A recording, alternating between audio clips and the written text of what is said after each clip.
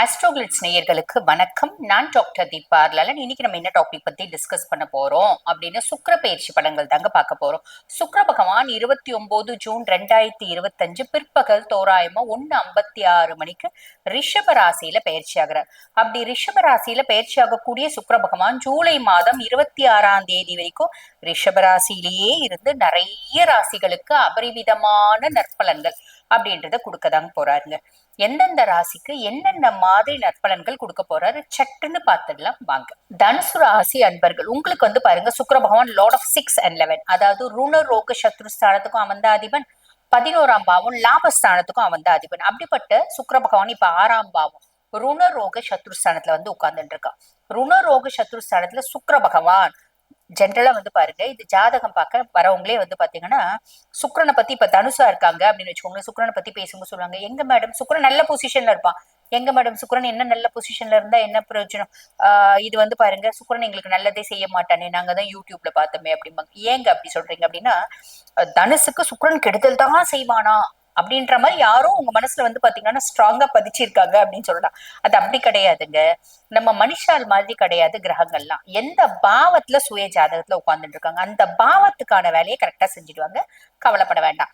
அப்ப பொதுவா சொல்லுவாங்க, சனி ரிஷபத்துக்கு அவன் அஷ்டம சனியா வந்தாலும் நல்லது மட்டும்தான் செய்வாங்க. அதுவும் எக்ஸாகிரேஷன். அவனுக்கு பகை ஒரு வீடு கிடையாது, நட்பு வீடு சுக்கிரனோட வீடு. அதனால ஓகே, கம்ஃபர்ட்டா இருப்பான், அதுக்காக நல்லது மட்டுமே செய்வான்.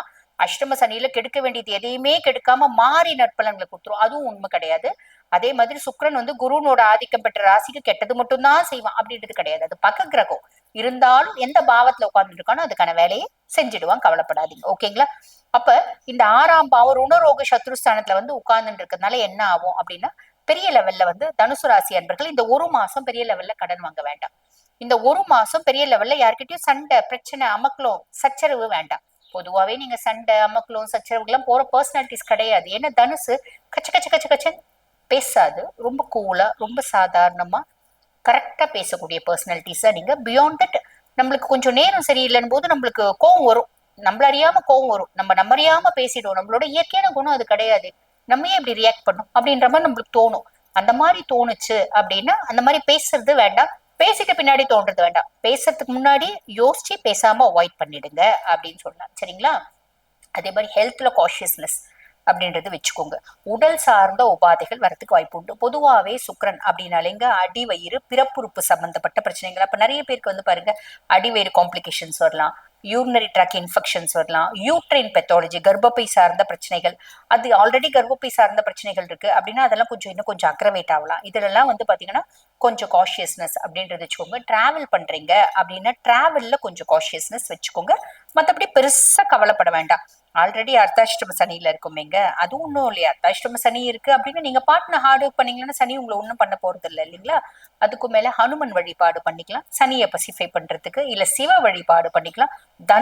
தனுசுனாலே சிவதனுசு, சிவனை வழிபாடு பண்றீங்க அப்படின்னாலே சூப்பர் டூப்பரா இருக்கும், கவலைப்பட வேண்டாம் அப்படின்னு சொல்லிக்கலாம்.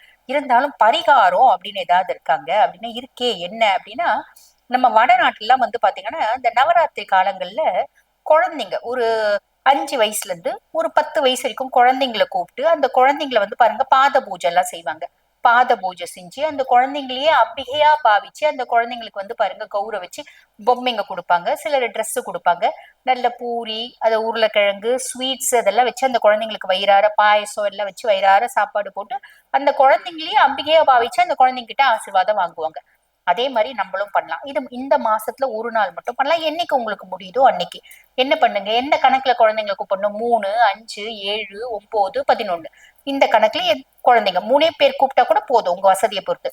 அந்த குழந்தைங்களுக்கு உங்களால முடிஞ்ச சேவைகளை செஞ்சு உங்களால முடிஞ்ச கிஃப்ட், சின்ன ஒரு கம்மல், அழகான கம்மல், குட்டி குட்டி கம்மல், இந்த வெள்ளை கல்லு வச்ச மாதிரி வாங்கி கொடுத்துட்டு குழந்தைங்களுக்கு வயிறார சாப்பாடு போட்டு நீங்க குழந்தைங்களையே அம்பிகையா பாவிச்சு ஆசீர்வாதம் வாங்குறீங்க அப்படின்னா சுக்கிரனால வரக்கூடிய இவ்வளோண்டு கெட்டது கூட காணாம போயிடும் அப்படின்னு அர்த்தம். புரியுதுங்களா?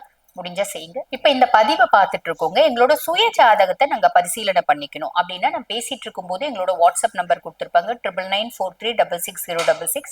அந்த வாட்ஸ்அப் நம்பருக்கு கால் பண்ணி அப்பாயின்மெண்ட் ஃபிக்ஸ் பண்ணி என்கிட்ட பேசிக்கலாம். தேங்க்யூ, வாழ்த்துக்கள்.